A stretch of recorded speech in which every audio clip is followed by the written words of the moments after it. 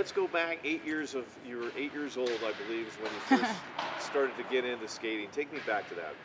Yeah, I guess my earliest memories were probably growing up skating in my driveway, just up and down the driveway in my little plastic skates that would attach to my shoes. So, yeah, I don't know, probably maybe even younger than 8, just doing that. And then I started hanging out at the skating rink with my friends, not even thinking about the sport of it, just skating because that was what I enjoyed doing. And then when I was 10 is when I got into speed skating on wheels.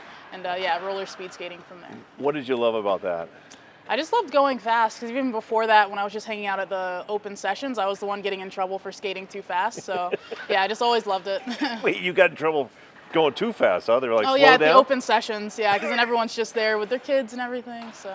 So from Florida and up in the Pacific Northwest, that seems to be such a big transition for short track speed skaters and long track. We've seen such success from a lot of athletes. How did that help your transition, from inline to the ice, basically? Yeah, well, I mean, they're both types of skating, obviously, but I was really surprised at how different they were. Like, my first steps on the ice, there's a video of it, and it's just terrible. Like, I wasn't expecting it to be that hard, so I don't know. I guess the familiarity of having so many other inliners to kind of like follow in their footsteps really helped me out. Because, I was moving from Florida to Utah, and it's a really big change, but I was lucky enough to have so many people here who I already knew and could just kind of like fall in with that group, and they were helping me out and being really good mentors. So yeah, that was really fortunate. And from there, I was just taking the time to get humbled out here and let all the little kids show me up on the ice, but learning from them along the way too. And that humbleness helps along the way, right? Oh, for sure, yeah. Well, what's the story? I think I saw it on your Instagram at one point. Waffle House, you met a coach there, or was that? Oh, right, yeah. It's I was saying that I owe my career to Waffle House.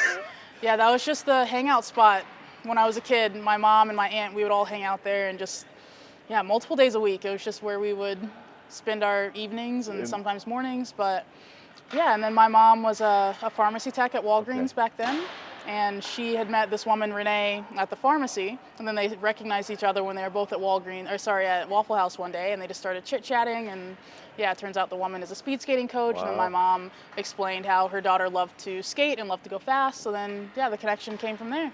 Crazy how things happen like that. Taking me back to PyeongChang, that was the first Olympic team you make. Yep. Nervous, you were young at that age.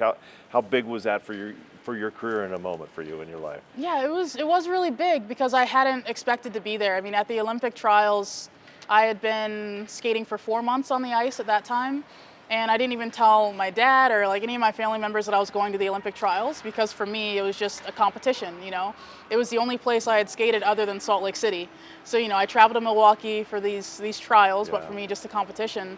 And, somehow I qualified for the team. So then that was a funny story to like call my dad and say, hey, like, you don't know anything about this, but do you want to go to the Olympics with me?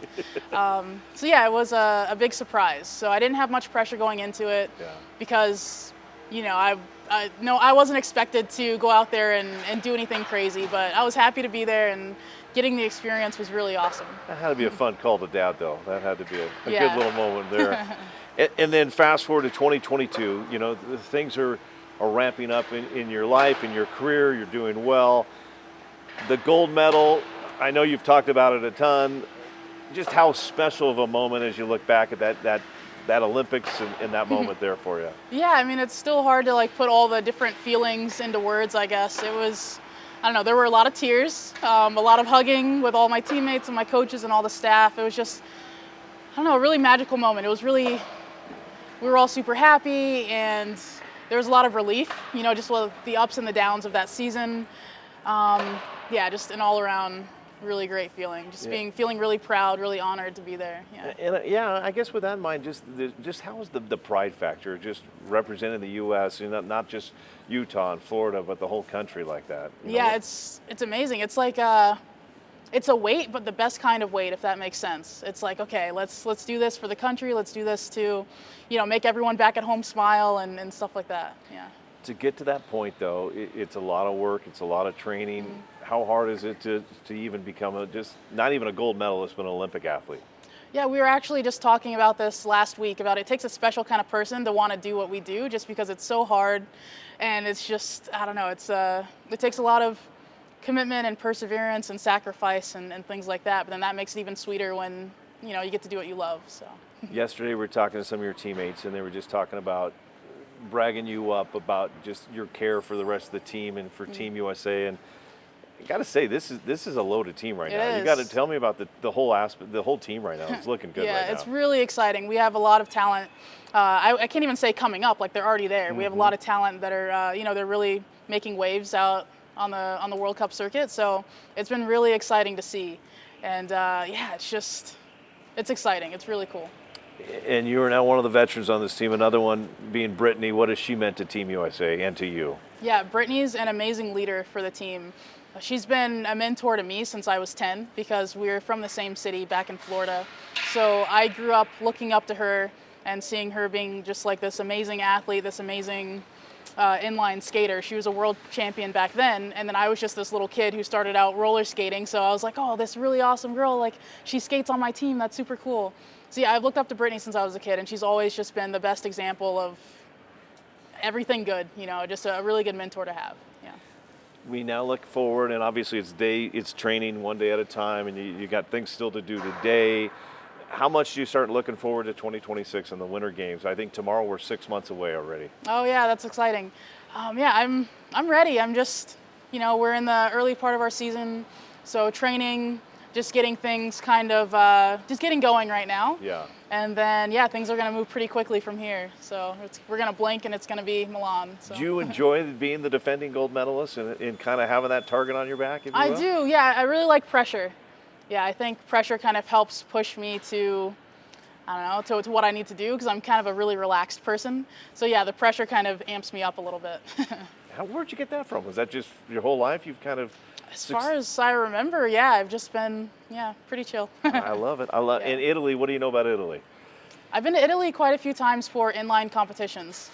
I have been to Milan once. I was there for the 1 year out features they were doing. Okay. But yeah, I love Italy, love the food, love the people, the language. Yeah, super exciting. Favorite food there, you think? Favorite food? I mean, I can't even name one favorite food because where was I? I just went on some trip and it seemed like every meal I wanted Italian. Yeah. So yeah, I just love all sorts of Italian food.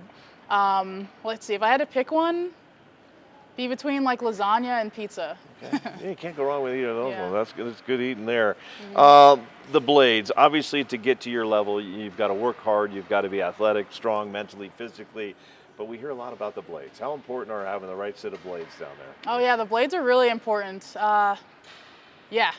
Everyone has their own preferences about the type of blades and the length and how they want them sharpened or not sharpened. And yeah, it's all just personal preference, but the blades are really important. When you are flying by on the ice, what is going through your mind? Ooh, mostly sit low.